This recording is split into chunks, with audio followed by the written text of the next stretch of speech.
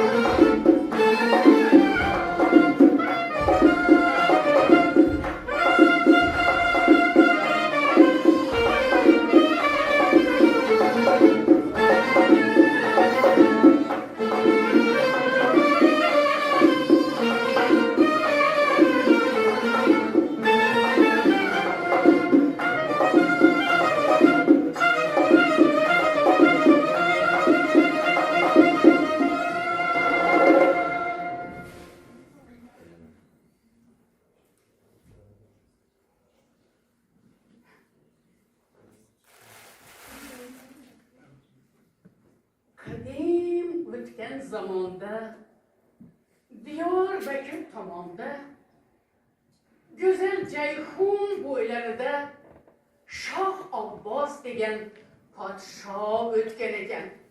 Uning o'ta dono, o'z ishiga vafodor, aqlli Hasan Vazir degan vaziri bo'lgan ekan. Ular bir-birlari bilan shunday inoq ekanlarki, Shoh Abbos vazirini oldiga chaqirib, agar ayollarimizning biri qiz, biri o'g'il tug'adigan bo'lsa, 1000 yillik quda-anda bo'lamiz deb ahdu paymon qilishgan ekanlar. Alloh taolo shohga qiz, Hasan vazirga esa o'g'il farzand ato etibdi. Shoh Abbos qizining ismini Shoh Sanam deb atabdi. Vazir esa o'g'lining ismini G'aribjon deb qo'ydi.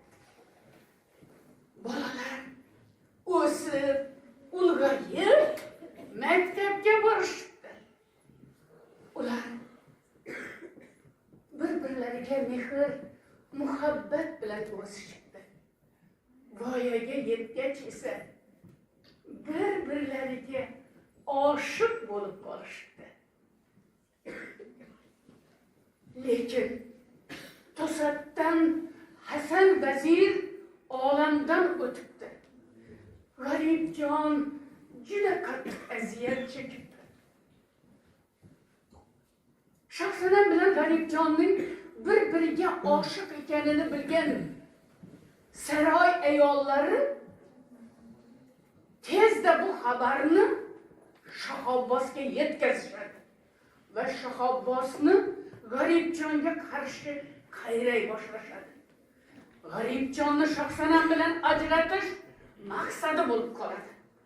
Shoh Abbos Shoh Sanamni maktabdan olib qoladi.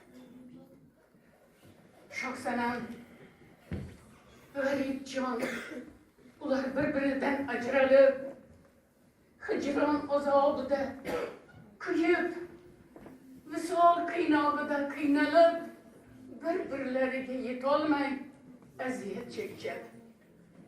Shoh Sanam daryo bo'yidagi baland ko'shkda ko'kka qarab o'tirgan ekan, uchib o'tayotgan turnalarga ko'zi tushadi va ularga qarab iltijo qila boshlaydi.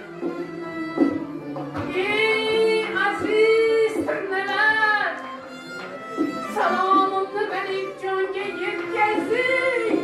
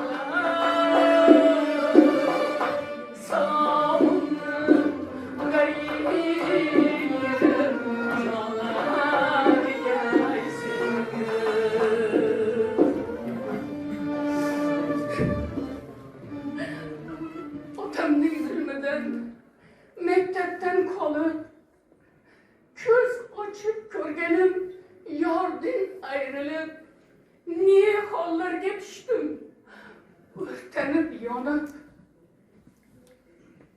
shu payt Aqchaning Shohsanamning kalisi Aqcha bir dasta gul hamda maktub bilan kirib keladi. Shohsanam xunob bo'lib o'zini qayerga qo'yarini bilmay o'tirgan odam gulni olib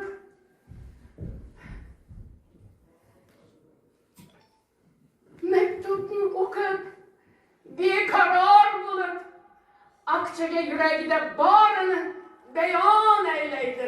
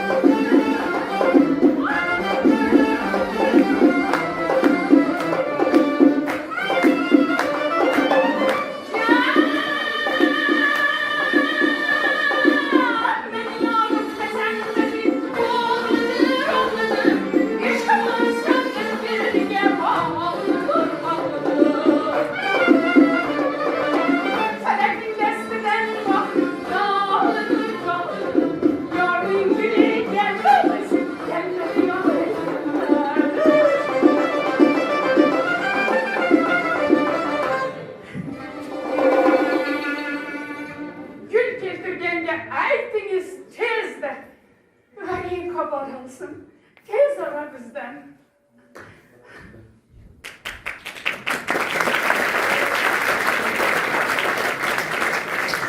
G'aribjon Shohsanamdan ajralib, o'zini qayerga qo'yarini bilmasdan har kuni bog' atrofida aylanar. U Aqchani ko'rib, Aqchaga gul hamda maktub berib yuborib Shohsanamni bog'da kutadi. Shohsanam bog'ga kelib, ular bir-birlari bilan uchrashadi. Ular bir-birlarining didorlariga to'yib, visol sharobidan ichib, Shohsanam ko'zlarini, qoshlarini qoqib, yerlarini qisib, g'aribjonga qarab shunday deydi.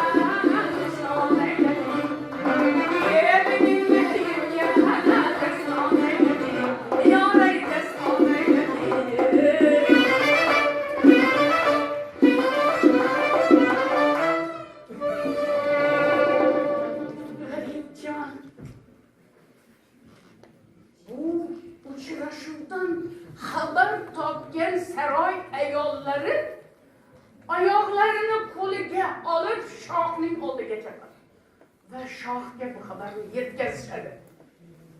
Shoh Abbos tezda Shoksanamni saroyga chaqirishni buyuradi. G'aribni butunlay yurtdan haydashni qaror qiladi.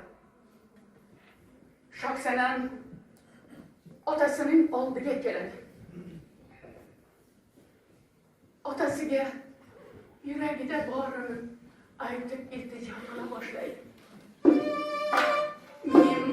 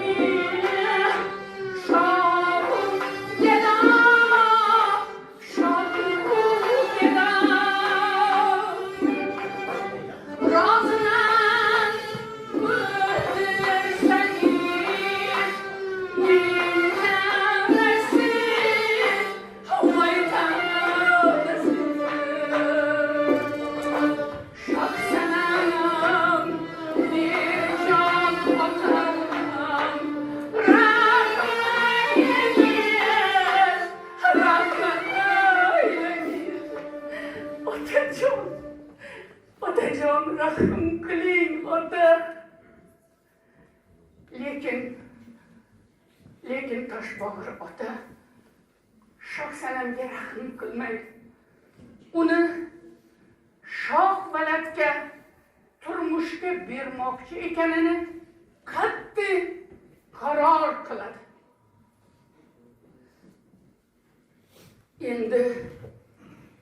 Endi so'zni G'aribjondan eshiting. G'aribjon yurtdan haydalib Badarga bo'lganidan keyin elma-el, yurtma-yurt yurib, kun kechirish uchun baxshichilik qila boshlaydi. U oshiq baxshi degan nom oladi. Kunlarning birida G'aribjon do'sti bilan daryo bo'yiga borib dam olmoqchi bo'ladi. Dam olib shu yerda uxlab qoladi. Va tush ko'radi. Tushida Shoksanamni ko'radi. Shoksanamni navkarlar qo'l oyog'ini bog'lab, yuragini dog'lab, qayergadir sudrab ketayotganini ko'radi. Shoksanam daryoga qarab nido qilayotganini ko'radi.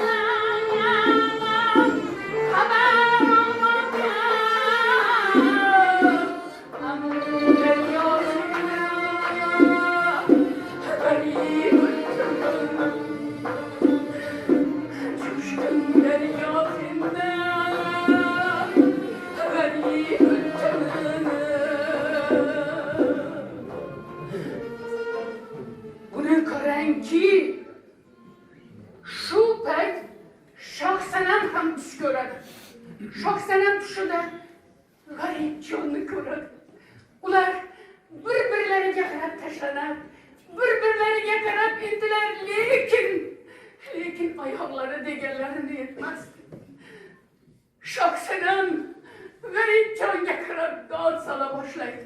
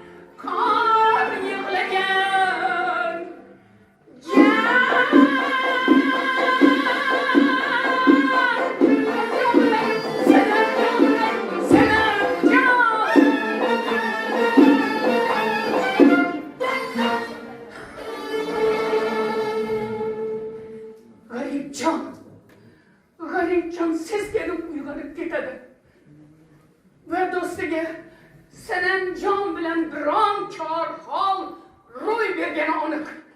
Tezda yurtga qaytishimiz kerak. Tez. Va ikkalasi yurtga qarab yo'l oladi. Endi so'zni Onagizordan eshitdi. Onagizor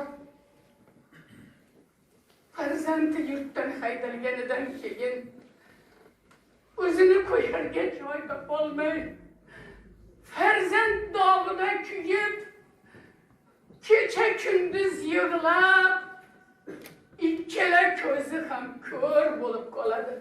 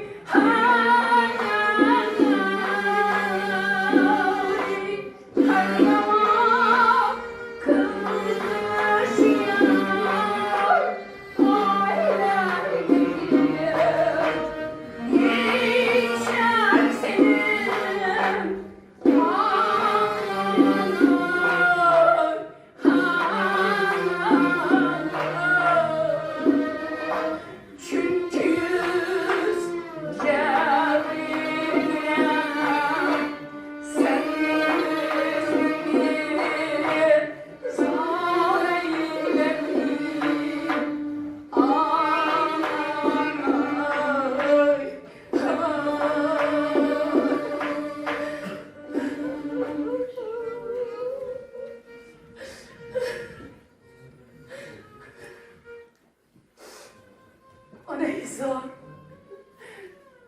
Onaizor kızını oldiga chaqiradi.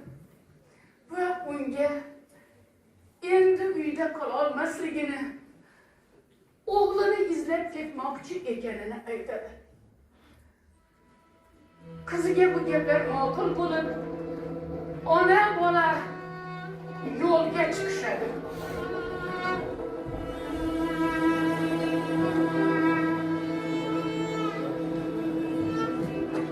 Ular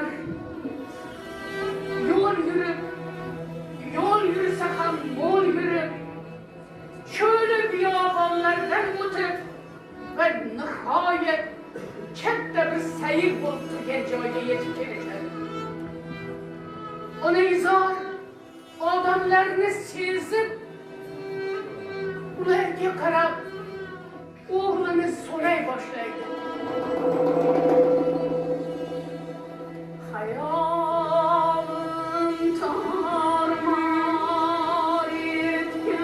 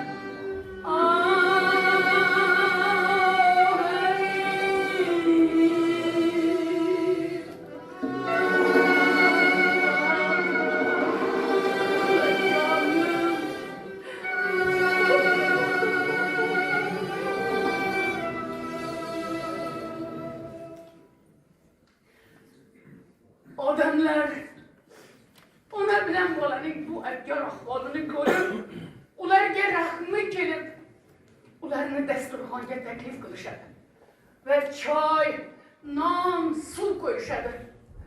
Ona bola o'tirib, sekin asta odamlarning gaplariga quloq osishadi. Gap borib Shohsanamga taqaladi. Onaizor gap Shohsanamga taqalganini bilib, demak bu yerda Shohsanamning to'yi bo'layotganini anglaydi. Agar Shohsanamning to'yi bo'ladigan bo'lsa, g'aribjonim ham shu yerga kelishi kerak degan umid bilan ona bola g'aribni kutib o'tirishadi.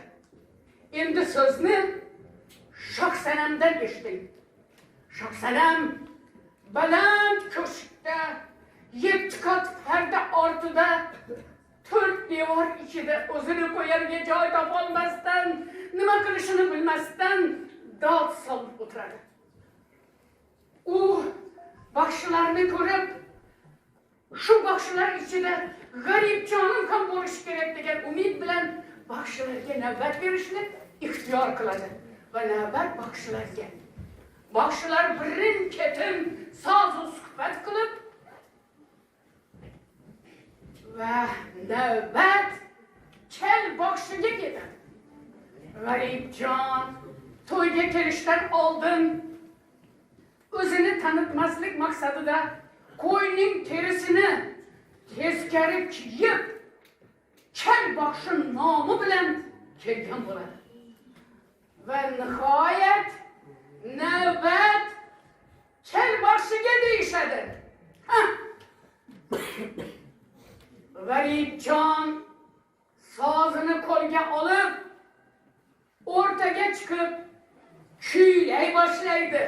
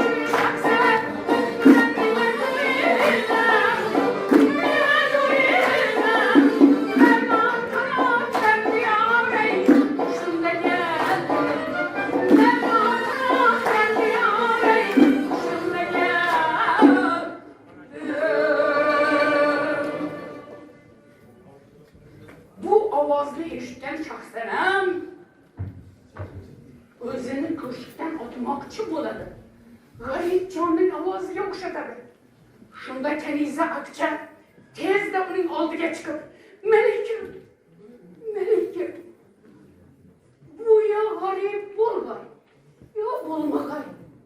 Buni sinab ko'rish kerak. Avvalgi bokshilarga o'xshab, unga ham bitta ton, 1000 tanga va ustiga g'aribjon biladigan ro'molchangizni tashlang" deydi. Shohsanam xuddi shunday qiladi. G'aribjon ro'molchani qo'liga olib, bag'riga bosib, ro'molchaga qarab kuylay boshlaydi.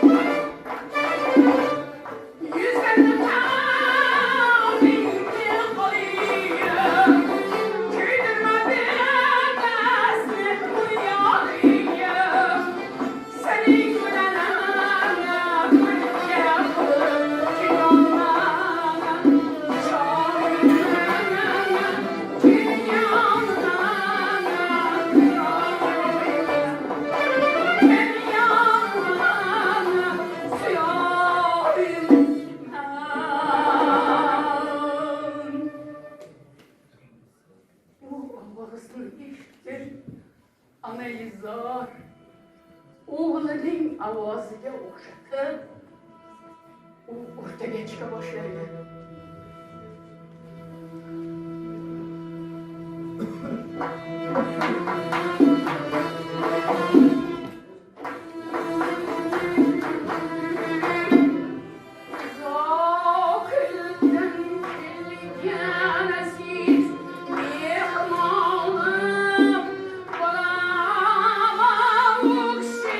Yeah.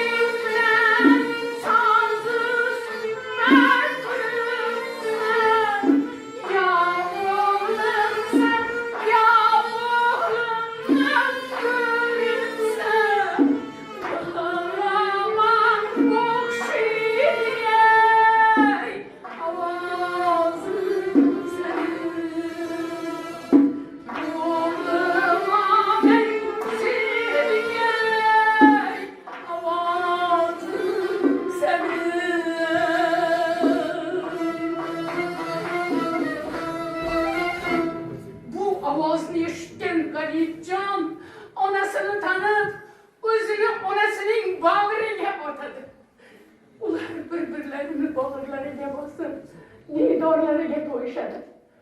Uni ko'rib turgan Shohsanam o'zini baland ko'shikdan ularning quchog'iga otadi.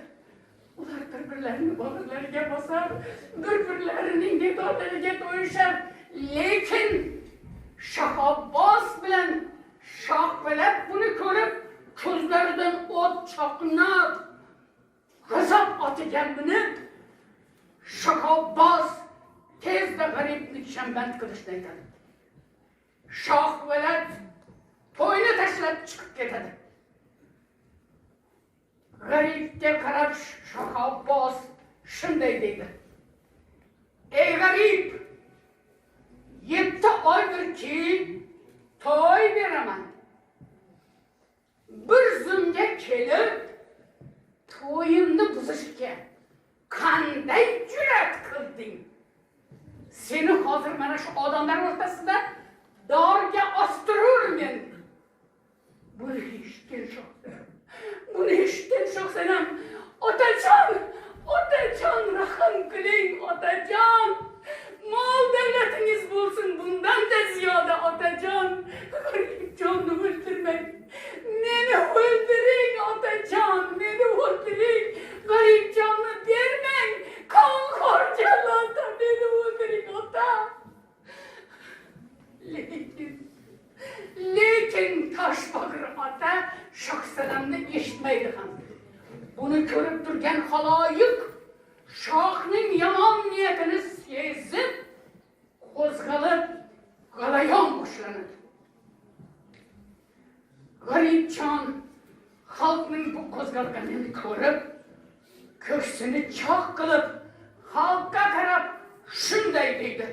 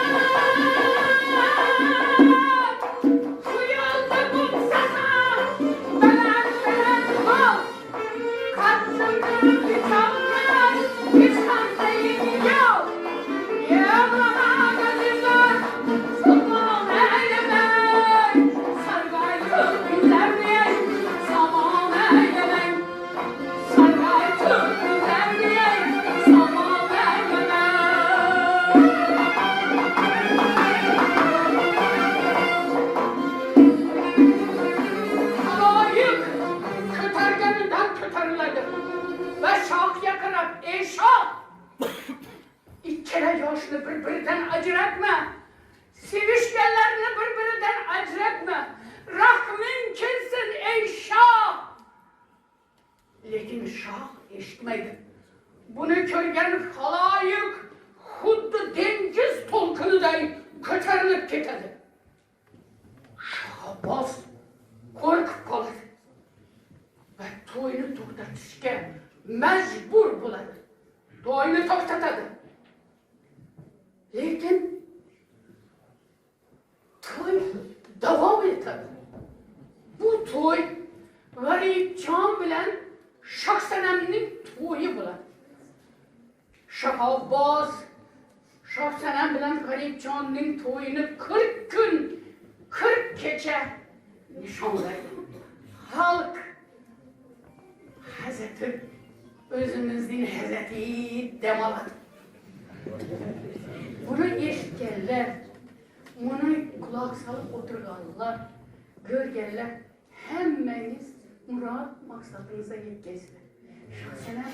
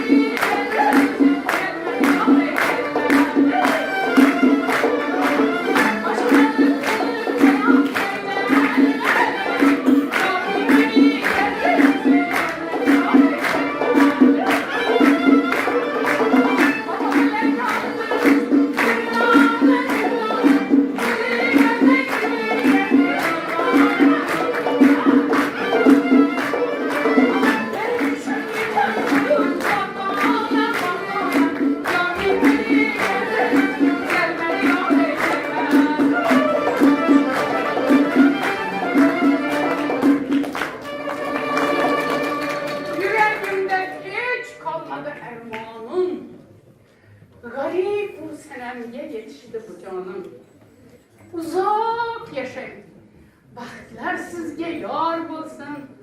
Hər baskan izingiz bir bahar bulsun.